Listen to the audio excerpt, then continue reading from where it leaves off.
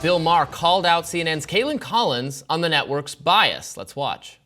You made press because you were on Stephen Colbert's show, and he said something like, you guys at CNN just report the news straight, and the crowd burst into laughter.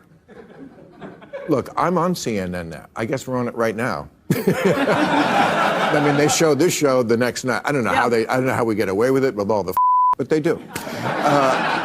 And all these dirty jokes. But I'm glad. And I'm a big rooter for CNN. But that tells you a lot, doesn't it? I mean, how do you guys think you are doing in that arena of like, this is a terribly divided country. We're not only politicized, a lot of people just hate the other side. And CNN, in my view, should be the place where both sides can watch. How do you think you're doing with that? How is CNN is the place where both sides can watch. And I think, you know, my show is evidence of that. We have lawmakers on from both parties. Now, Maher also questioned Kamala Harris's lack of media appearances. Let's watch. What do you think about the fact that Kamala doesn't talk to the press? In a way, I feel like it's more insulting than what Trump does. Now, Trump says you're the enemy of the people, which is pretty bad. But she's kind of saying I don't need you. I'm not talking to you. You don't matter. You're not relevant anymore. To me, that's even worse than I hate you. It's like, I don't think about you. I don't know if it's worse than denigrating the press on a daily basis, which is what Donald Trump did. I mean, I covered him in the White House every day as a correspondent. And, you know, oftentimes to kind of, you know, shake you if you were asking him a question, he would try to get into a personal argument with you or just deny or lie about, you know, what you were asking about. And so I don't know if I would compare the two. I do think she should talk to the press. I think anyone who wants to have access to the nuclear codes should be willing to sit down and take questions. And we want to have her on the show.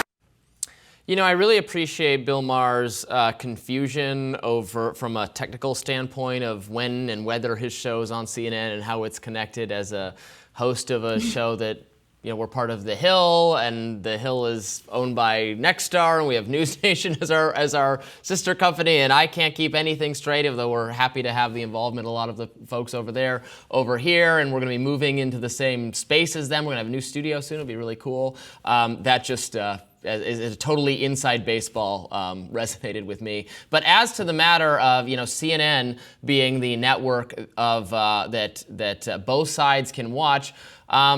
If you look at the numbers, the network that both sides watch is Fox News. Fox has like just as many Democrats watching it as these mainstream or liberal channels. The fact that, you know, the audience, even what's his face's audience that Kaitlin Collins was on, as he noted, laughed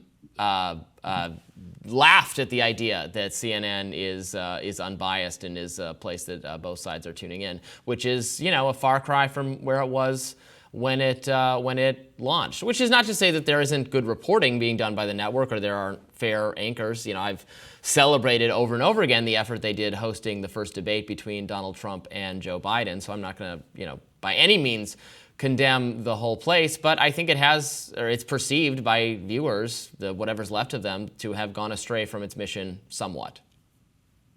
Yeah, I mean, you did have MSNBC garnering much more viewers this time around than Fox did for the RNC, DNC coverage. You also had the RNC garnered about 25.4 million viewers, whereas the DNC this time around had 29.8, about 14% higher. So yeah, there's all kinds of people who hate watch Fox News.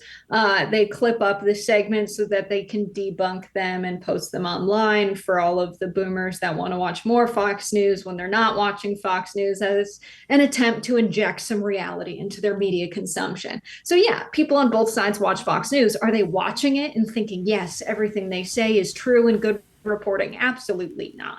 Fox has become entertainment for people on both sides and for different reasons. Does that make it a good news channel? No. And so I think, you know, it's interesting to see the amount of people tuning into the DNC and Kamala Harris as an indicator of where people stand politically, and they want to watch it on MSNBC. They're like, we're going to watch it with the libs. We're going to lib out and watch people who are happy about it. And so I think news is shifting and the country politically is shifting a little bit more towards positivity and hope. And Fox is still playing the hits, criticizing the tan suit, bringing up race and gender on a constant basis. And so I think less people want to watch that these days. Bringing up race and gender on a constant basis. I mean, I think that's the boosters of Kamala Harris doing that on mainstream media. Look, you can disagree with the perspectives, the opinions of the opinion hosts on Fox, but the mainstream, and I disagree sometimes with some of them, depending on what it is.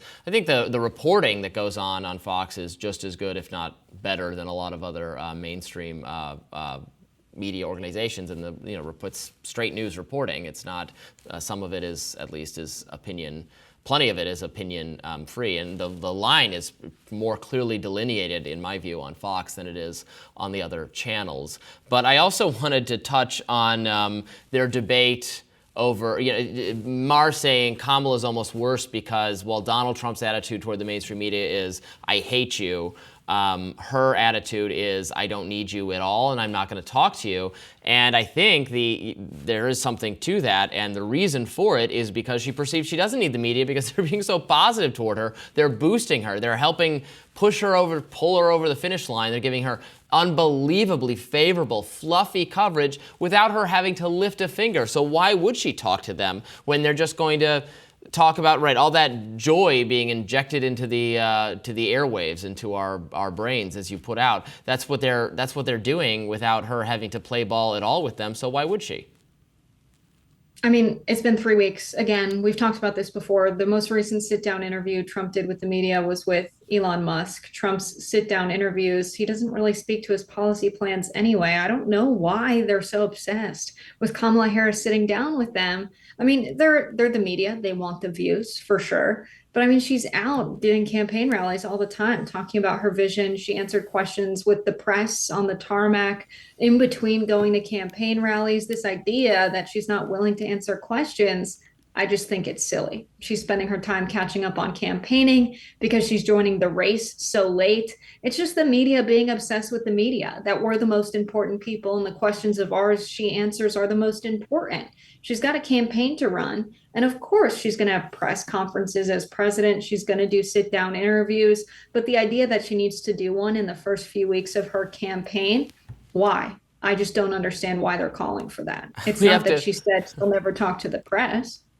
You think we have to elect her president before you have to vote for the bill to see what's in it? We have to have her as president before we're allowed to find out what she actually thinks about the issues? No, she's released her economic policy plan. She's doing this on the campaign trail.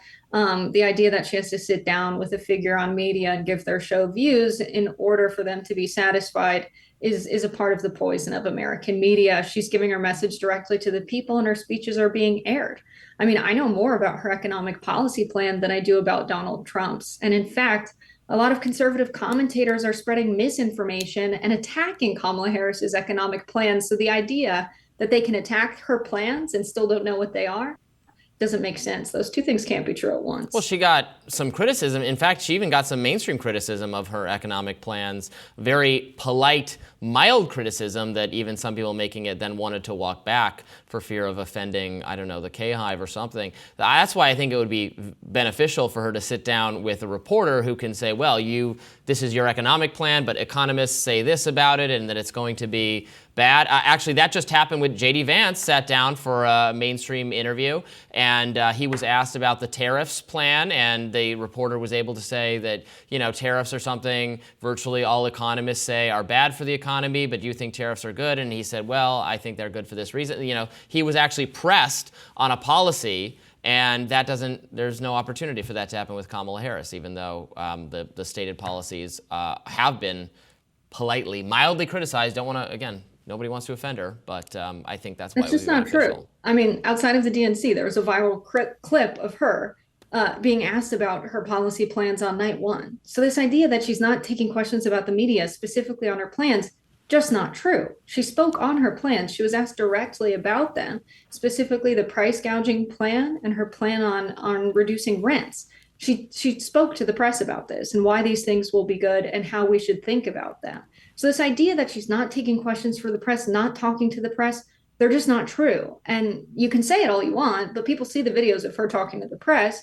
They saw the videos about her saying we need to look at the economy as a whole. And instead of, questioning how this will be bad for the economy, we need to think about the economy as a whole, and that price gouging will be good. I'm paraphrasing, but we can pull the clip up. She's talking to the press and answering specifically questions on her economic policy plan.